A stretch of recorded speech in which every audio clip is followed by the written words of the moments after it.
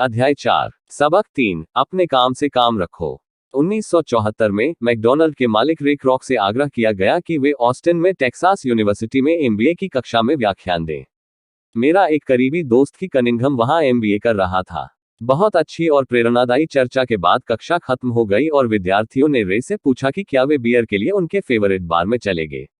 रे तैयार हो गए। जब सब लोगों के हाथ में बियर आ गई तब रे ने पूछा, मेरा असली बिजनेस क्या है? कीथ ने कहा। हर कोई हंस पड़ा। ज्यादातर एमबीए विद्यार्थियों को लगा जैसे रे मजाक कर रहे थे।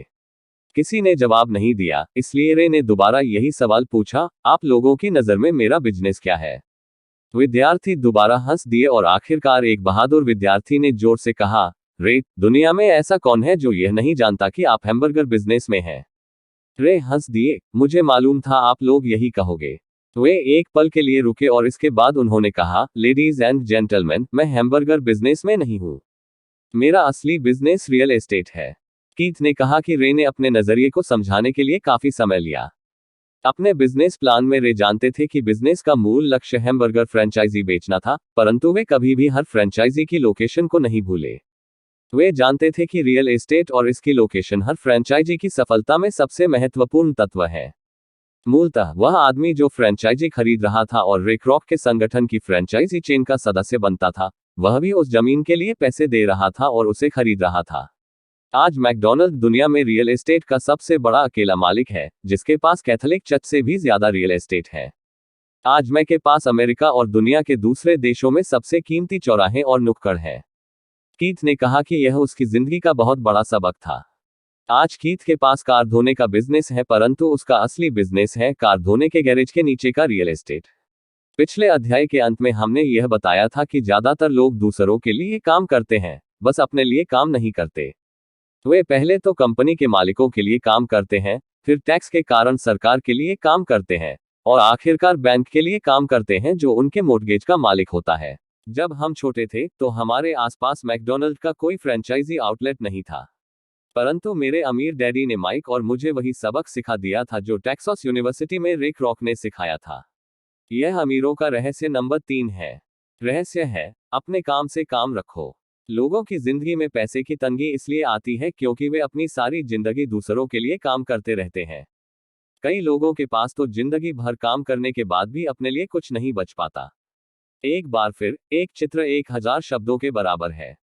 यहाँ एक इनकम स्टेटमेंट और बैलेंस शीट का चित्र दिया गया है जो रे क्रॉक की सलाह का सबसे अच्छा उदाहरण है।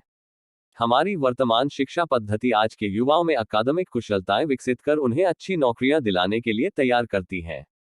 उनकी जिंदगी उनकी तनख्वाह के चारों तरफ घूमती है, या जैसा पहले बताया जा चुका है, उनकी आमदनी वाले कॉलम के चारों तरफ, और ज्यादा अकादमिक कुशलताओं को विकसित करने के बाद वे अपनी व्यावसायिक योग्यताओं को बढ़ाने के लिए और ऊंची शिक्षा हासिल करते हैं। वे इंजीनियर, वैज्ञानिक, रसोइये, पुलिस अफसर, कलाकार, लेखक इत्यादि बनने के लिए पढ़ाई करते हैं। उनकी व्यावसायिक योग्यताएं उन्हें काम करने और पैसा कमाने का मौका देती हैं। परंतु ध्यान रहे, वे पैसे के लिए काम करते हैं। आपके प्रोफेशन और आपके बिजनेस में बहुत बड़ा अंतर है। मैं अक्सर लोगों से पूछता हूं, आपका बिजनेस क्या है? और वे कहते हैं, मैं एक बैंकर हूं। फिर मैं उनसे पूछता हूं कि क्या वे बैंक के मालिक हैं? और सामान्यतः उनका जवाब होता है, नहीं, मैं वहां काम करता हूं। इस तरह उन्होंने अपने प्रोफेशन और अपने बिजनेस को एक ही समझ लिया है। उनका प्रोफेशन एक बैंकर का हो सकता है, परंतु उनका अपना बिजनेस कुछ भी नहीं है। रे क्रॉक अपने प्रोफेशन और अपने बिजनेस के बीच के अंतर को बहुत अच्छी तरह जानते थे। उनका प्रोफेशन हमेशा वही था। वे एक सेल्समैन थे। एक समय वे मिल्कशेक के लिए मिक्सर बेचते थे और कुछ ही समय बाद वे हैमबर्गर फ्रेंचाइजी बेचने लगे। हालांकि उनका प्रोफेशन हैमबर्गर फ्रेंचाइजी बेचने का था, परंतु उनका बिजनेस आय दिलाने वाले रियल एस्टेट को इकट्ठा करना था। स्कूल के साथ एक समस्या यह है कि आप जो विषय पढ़ते हैं, आप वही बन जाते हैं। उदाहरण के लिए, अगर आप कुकिंग का अध्ययन करते हैं तो आप शेफ बन जाते हैं। अगर आप कानून का अध्ययन करते हैं तो आप वकील बन जाते हैं, और अगर आप ऑटो मैकेनिक्स का अध्ययन करते हैं तो आप मैकेनिक बन जाते हैं। जो पढ़ा जाए वही बन जाने में गलती यहाँ होती है कि लोग अपने काम से काम रखना भूल जाते हैं। वे अपना सारा जीवन दूसरे के काम पर ध्यान देने में लगा देते हैं और इस तरह उसको अमीर बनाते हैं। आर्थिक रूप से सुरक्षित बनने के लिए किसी आदमी को अपने काम से काम रखने की जरूरत है। आपका बिजनेस आपके संपत्ति वाले कॉलम के चारों तरफ घूमता है, जो आपकी आमदनी वाले कॉलम के विपरीत होता है। जैसा पहले बताया जा चुका है, नंबर 1 नियम यह जानना है कि संपत्ति और दायित्व के बीच अंतर होता है और इसलिए हमें संपत्ति ही खरीदनी चाहिए। अमीर लोग अपने संपत्ति वाले कॉलम पर ध्यान देते हैं, जबकि बाकी सभी लोग अपने इनकम स्टेटमेंट पर ध्यान देते हैं।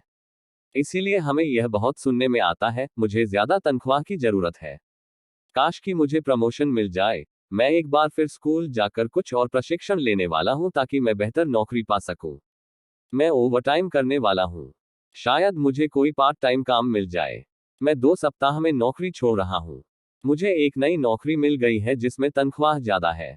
कई समूहों में ये समझदारी के विचार हैं, परंतु अगर आप रे क्रॉक की बात समझ लेते हैं तो ऐसा करके आप अपने काम से काम नहीं रख रहे हैं।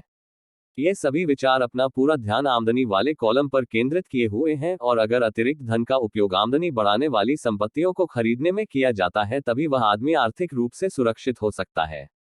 गरीब और मध्य वर्ग के ज्यादातर लोग आर्थिक रूप से पुरातनपंथी होते हैं, यानी मैं जोखिम नहीं उठा सकता, यानी कि उनका कोई आर्थिक आधार नहीं होता।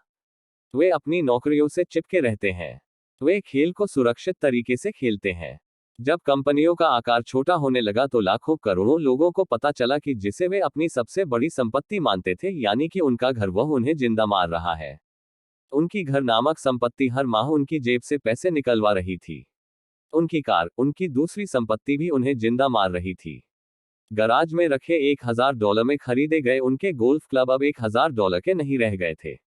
नौकरी की सुरक्षा न होने के कारण अब उनके पास जीवनयापन का कोई आधार नहीं बचा था। उनके विचार में जो संपत्तियां थीं, वे पैसे के संकट के समय में उनकी कुछ भी मदद नहीं कर सकती थी।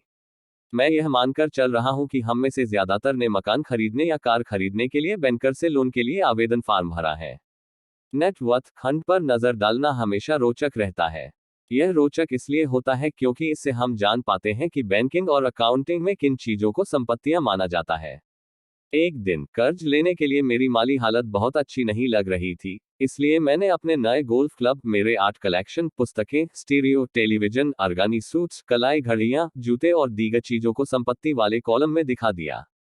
मेरे लोन के आवेदन को अस्वीकार कर दिया गया क्योंकि मेरा बहुत ज्यादा निवेश रियल एस्टेट में था। लोन कमेटी को यह पसंद नहीं आया था कि मैं अपार्टमेंट हाउसेस से इतने ज्यादा पैसे कमा रहा था। वे यह जानना चाहते थे कि मेरे पास एक सामान्य नौकरी क्यों नहीं है जिसमें वेतन मिलता हो।